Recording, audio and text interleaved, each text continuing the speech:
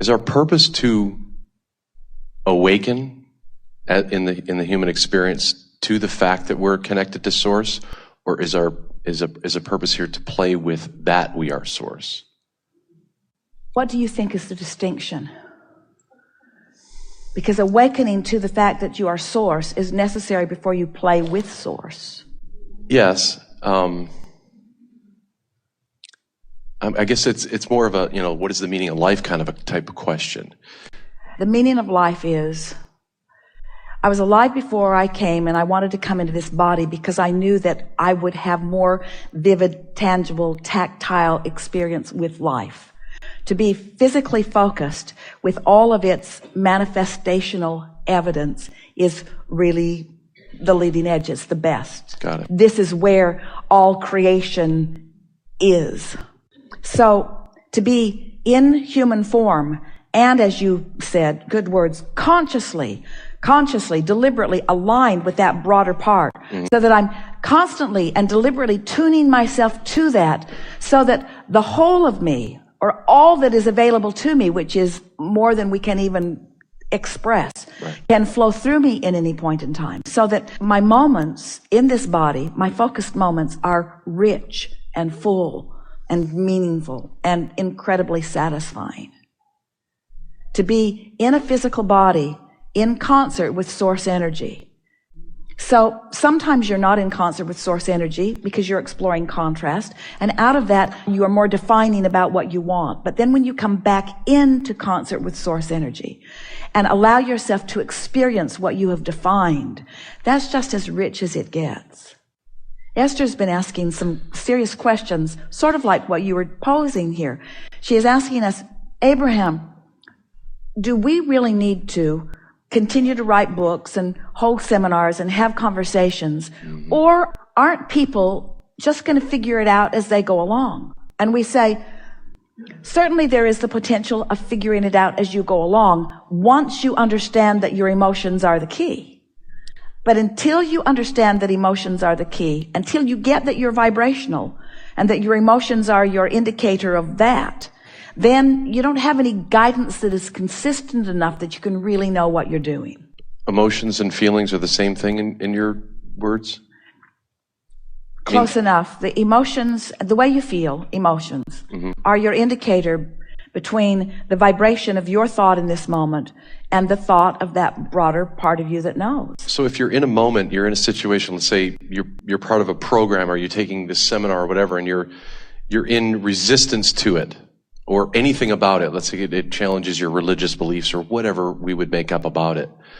How do we know what's the difference between the emotion of that and the feeling of that? Well, we would not try to make any distinction between the two. Again, you have to start with the premise that you're vibrational. And so that an emotion is a literal physical translation of conflicted vibration. Right. It's introducing resistance into a vibration. So, for example, when you're feeling elation, there's no contradictory thought within you. When you're angry, there's a contradictory thought. Contradictory meaning what the Source within you thinks about this right now and what you're thinking about this right now aren't blending. They're but off. You have the free will to introduce it into the equation, so you get the benefit of feeling how your thought merges with the thought that you have really come to as the evolving, expanding, eternal being that you are. So the true meaning of life is expansion, really. The true result of life is expansion. We've said for quite a while that the basis is freedom, because you're so free you can choose bondage.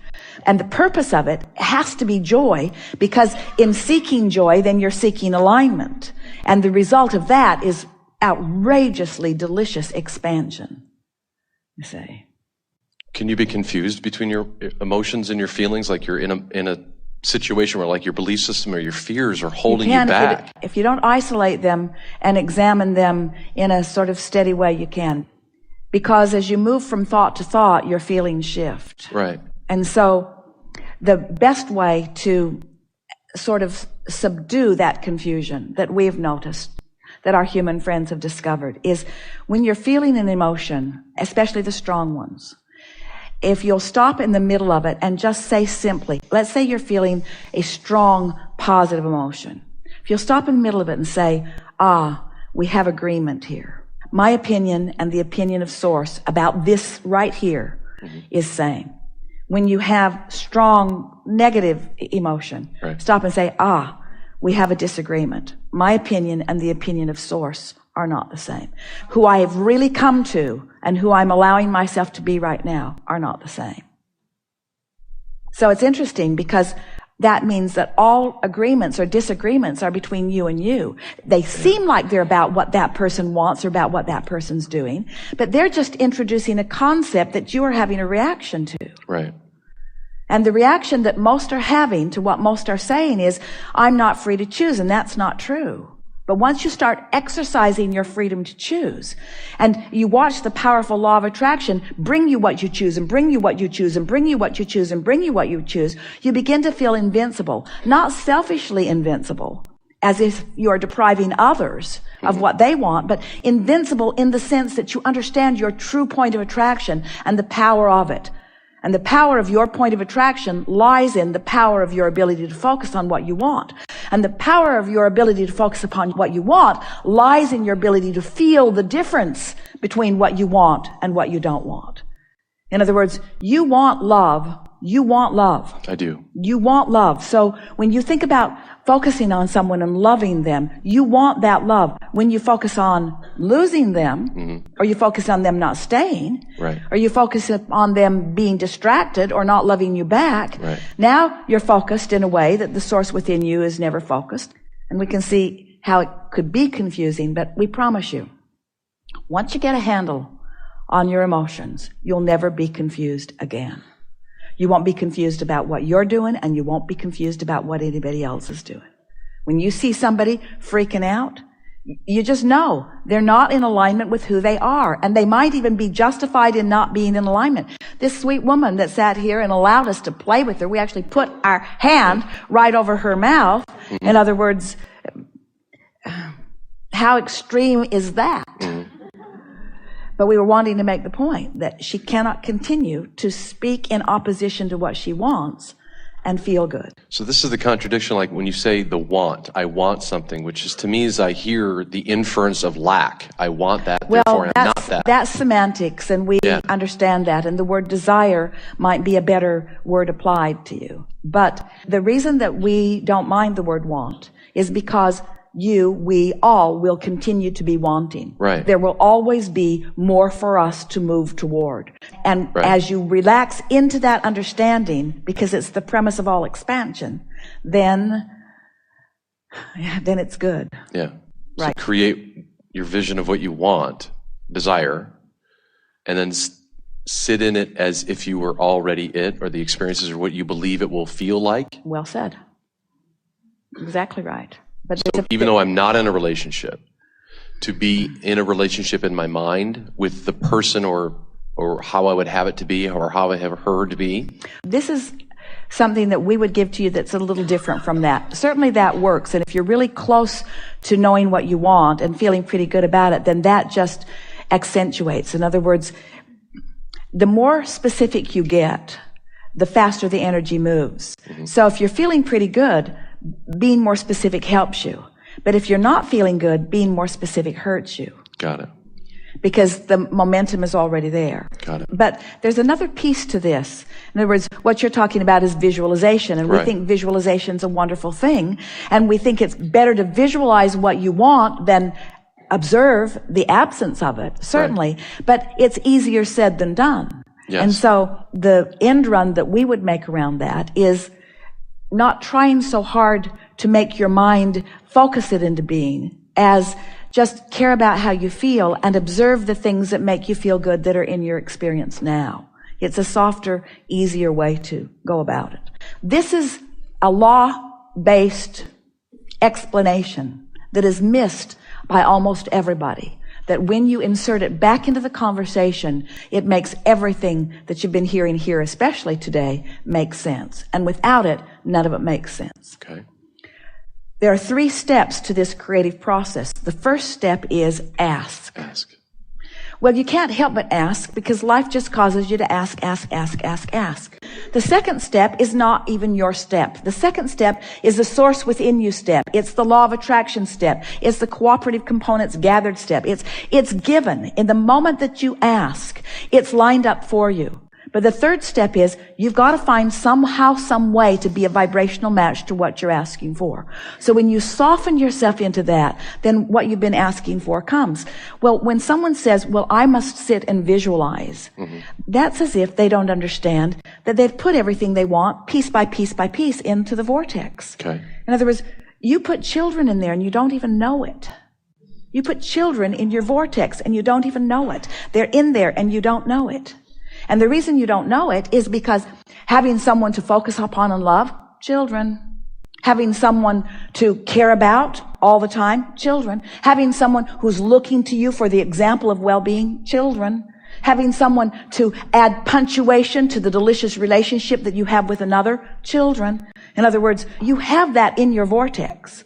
But you can't see it because the vibration that you've got going on based upon some experience that you have lived is holding you in a place where that part cannot flow into your experience in a comfortable way. And even when it looks like it's going to, you feel the discord of it. Did that make a little bit of sense? A little bit. We're going to back up and we're going to... Well, I'm clear that I'm not understanding it. I mean, I feel like it's whatever you're saying to me is landing somewhere deep inside me, but the words I'm not... We're going to get there because you're right on the brink of it. So you've been putting things incrementally, and by that we mean all of your life and even before you came into this body, into your vortex. So here's this vibrational reality that exists that you want to manifest. You just can't explain all the details of it. You can't explain the how and the where and the who. You can't explain the details of it, but the components of it are all there and you want it. And the source within you knows that you want it. So what we want you to understand is that if you can hold yourself in a more nice to you attitude, in a more I'm a good person attitude, in a more I'm on the right track attitude, in a more worthy feeling attitude, if you can lighten up on yourself, ease up on the demands that you're making on yourself and not try so hard to make everything just the way you think it should be. And trust that you've put it in there and it's been spun into a really good configuration that's going to please you.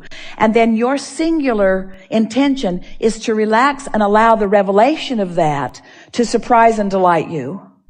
Now you're really on the path for a delicious, wonderful life. So what are the components? You did choose. You visualized it into being. You more than visualized it into being. You banged it into being. In other words, you hammered it out of life. You defined what you want and you defined it in lots of different experiences with lots of different exposure to lots of different circumstances and people. In other words, you carved out a really magnificent life experience for yourself that you are depriving yourself of, all of you are, because none of you are living up to the expectation that the source within you has about what's in your vortex. You're all depriving yourself of so much that could be there because you're not willing to relax in an attitude of I'm goodness and let what's in there flow into your experience. And that's why so many teachers are teaching you to meditate or to count your blessings or even to pray with an attitude of love. It really is about it's about chilling. It's about acceptance. It's about all the things that you've been hearing, but we're wanting to put it into a law-based understanding so that you can understand when you're moving toward it and when you're moving away from it. Kate and Luke played a game with Jerry and Esther when the kids were very little, a hot and cold game where they'd hide something and then Jerry and Esther were to find it just by saying, it's hot, you're getting hotter, you're getting hotter, you're getting hotter. And every single time they would lead them to the button, every single time, because they knew where it was. And they were giving Jerry and Esther hot and cold, hot and cold, hot and cold. There was no possibility that they weren't going to find it. There was no possibility that they weren't going to find it. And the same is true of every one of you. There's no possibility that you're not going to find it if you will accept that negative emotion means you're cold and moving away from it, and positive emotion means you're warmer, warmer, warmer, warmer, warmer, warmer, warmer. This is the game. This is the emotional game that you're playing. And so if it's confusing, it's only because you're trying to introduce too much to the conversation all at once. Get more singular and specific in what you're asking about, and you'll feel it vividly, you see.